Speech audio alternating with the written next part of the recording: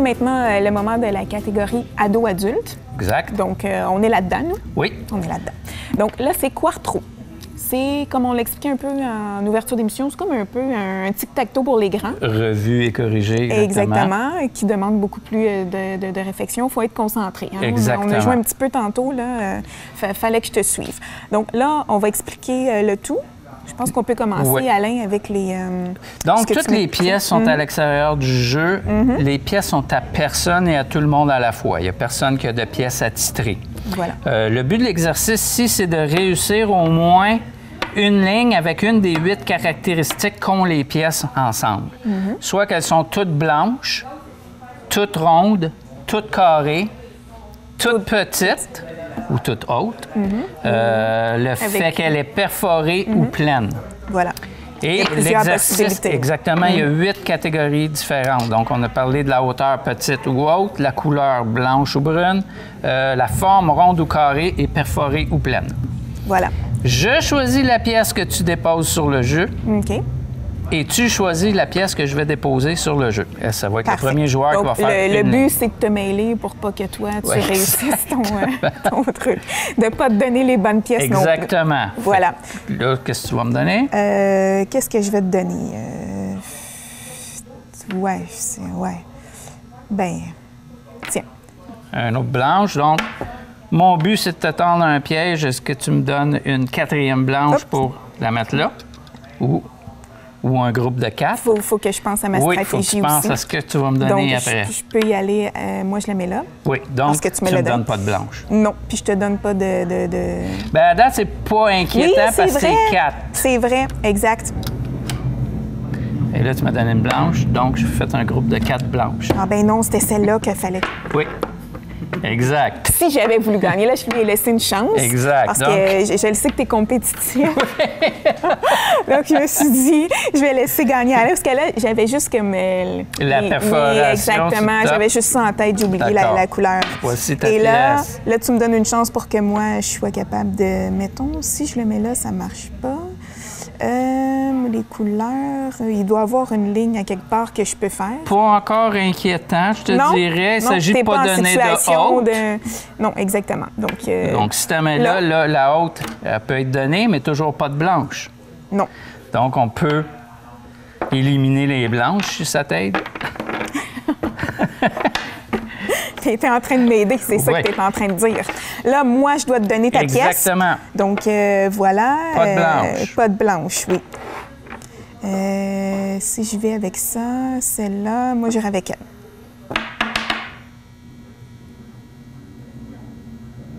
Si je mets ça là, toujours pas de blanche. Une petite ronde, c'est-tu grave? Non, ça, c'est pas grave. Donc, si tu me donnes celle-là, toi? Oui. OK. Si je vais là, ils peuvent pas être petits. On ne peut pas y aller avec la couleur. Je peux pas y aller à quelque part avec la grandeur. Parce que là, ils sont petits, ils sont grands. Là, j'ai des ronds, par exemple. Lui, il est rond, perforé. Ah, mais c'est pas grave, il peut avoir des perforés, même s'ils sont pas de la même couleur. Exact. Donc, mettons que je vais par là. OK. Donc, tu peux pas me donner de blanche. Oui. Tu peux pas me donner de perforé. Je me sens comme dans un test à l'école. Je suis stressée, j'ai pas de choix. Donc, c'est la seule qui reste à me donner. Voilà. Donc, je vais m'ouvrir un peu d'options pour pouvoir te donner des blanches, mais pas de perforé. Donc là, on est rendu que, hop, je vais sortir mes trucs cachés. Je te donne celle-là. Tu me donnes celle-là? Oui. C'est trop gentil. On la finira peut-être pas pour les besoins exactement. Du temps, là. Mais admettons, je pourrais la mettre ici. Exact. Et il y aurait une possibilité Et là, tu aurais perdu. De carré. Ah oui? Oui, parce que c'est sûr que tu vas me donner une perforée ou une pleine. Oui, parce qu'il faut penser aussi à ce qui nous reste. Exactement. Mais là, c'est sûr que si tu me donnes une plaine, elle va là, et si tu me donnes une perforée, elle va là, indépendamment de la forme, de la couleur, de la hauteur, etc. Exactement. Donc, vous voyez comment c'est plaisant. J'en ai oublié qu'on était filmé. J'aurais continué jusqu'à temps que je gagne. Il existe une version solitaire où est-ce qu'on va toutes les placer sur le plateau qui veulent jouer seul à la maison. Essayer de ne pas avoir de quarto. Exactement. Donc, on joue seul en les replaçant pour avoir plein de possibilités. Si on a une ligne de perforée, on va bouger ça. Une ligne de plaine, donc jusqu'à temps qu'il n'y ait pas de quarto sur la table. Super, Alain, merci. Donc là, on s'en va. On poursuit avec Jérémy. C'est le moment d'amener Jérémy. Exactement. Donc, Jérémy travaille ici. Parler d'un jeu haute stratégie. De haute stratégie, exactement. Parfait.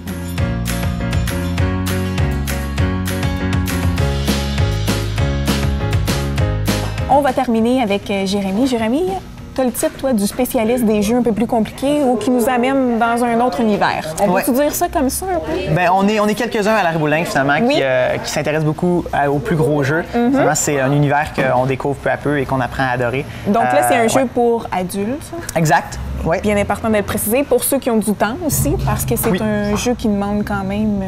C'est pas le classique, une demi-heure, 45 minutes. Ça va être plus du 1h30, 2 heures, finalement, de jeu. Donc, en termes de gros jeux gamer, c'est pas un jeu très long. C'est un jeu d'environ d'une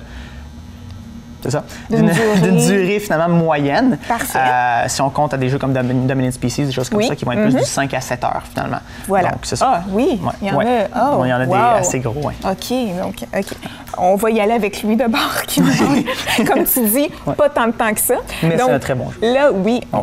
Amène-nous un petit peu, Jérémy, dans l'univers de ce jeu-là, qui se nomme d'ailleurs... Vikingar. Voilà. Donc là, on se situe où dans le monde en ce moment? Bien, en ce moment, on est donc dans le temps des Vikings, comme le nom l'indique. On va être dans pleine mythologie viking, où il va y avoir évidemment créatures et etc. qui vont être répartis à travers le monde. On voit le monde comme là, on voyait une carte viking, donc à partir du pôle Nord étant le centre du monde. On est en haute mer, comme on voit ici, et on va découvrir peu à peu les différentes régions, les différents continents, les différents endroits qu'on peut trouver donc sur une carte du monde classique. D'accord. Et pour s'y faire, comment on arrive justement à découvrir cette fameuse carte? Comment on fait ça? C'est que nous, on va donc contrôler au début de la partie 2 dracars finalement. Chaque joueur, comme on voit ici, comme une classique partie à 4 joueurs, vont avoir 2 dracars en haute mer.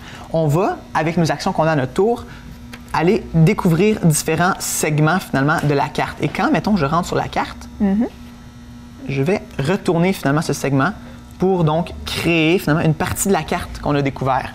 On voit ici donc l'hémisphère sud, l'hémisphère nord, je veux dire, l'hémisphère sud en dessous, et la fin du monde. Évidemment, dans ce temps-là, la Terre était plate. Donc, on va créer donc des chutes tout le côté du plateau qui vont être donc la fin du monde. Voilà. Et par la suite, là tu as tourné ta carte, mais qu'est-ce qui s'est passé pour que tu puisses tourner celle-là? En fait, à notre tour, on a 2 actions qu'on va pouvoir utiliser comme on le souhaite. La première action est seulement une action de déplacement. Voilà. Et dans ce jeu, la haute mer étant une mer très dangereuse, remplie de créatures et d'événements très spéciaux, on va, quand on veut quitter, tourner une carte et là, pas de vent, donc je peux pas bouger parce qu'il n'y a pas de vent, évidemment, je peux pas m'en aller. Il va falloir que j'utilise ma deuxième action pour bouger finalement une deuxième fois et là, sortir de la haute mer. Si j'avais eu une carte qui m'avait permis de sortir plus facilement, j'aurais pu utiliser ma deuxième action pour que ce soit piller le lieu de culte qu'on voit ici, pour me faire un autre déplacement dans un autre endroit ou pour finalement bouger un autre de mes dracars avec mon autre déplacement. Voilà. Et là, les personnages, tu me parlais un peu des personnages qui faisaient partie de l'histoire. Oui. Donc, ils font quoi, eux, là-dedans? En fait, c'est qu'on a un gros livre ici ça, c'est pas le livre des règles, c'est le livre des créatures. Il va avoir donc tout plein de créatures, finalement, et ce livre-là vous nous raconte un peu l'histoire de ces créatures-là, d'où ils viennent, dans quelle mythologie. Donc ça, c'est pour nous mettre un peu dans le contexte. Exactement, ça, c'est juste du lore, ça, c'est juste du voilà. bonbon. Donc, on peut se faire une belle lecture avant de commencer, question de se plonger dans l'univers, puis après ça, on entame la partie. Et le but de la partie, c'est quoi?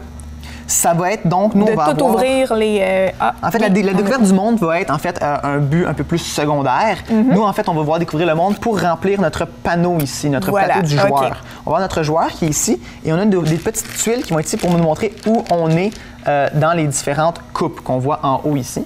Ça, c'est les manières de gagner des points, en fait. C'est les manières de gagner.